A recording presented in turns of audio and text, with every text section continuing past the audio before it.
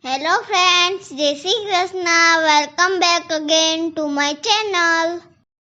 Today we will learn living thing and non-living thing. Things that have life is called living thing.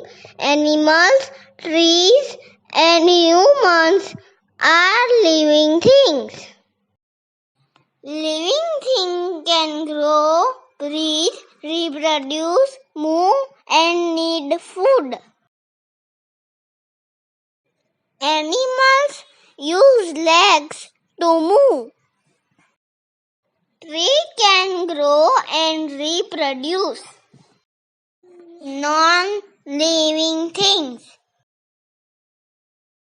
Things that don't have life are non-living things. For example, ball, car, chair is example of non-living thing. There are two types of non-living things: man-made things and natural things. Things that are made by man are called man-made things. House, cycle and basket are example of man-made things.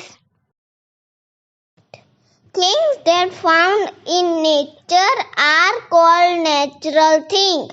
Water, soil, sunlight are example of natural things.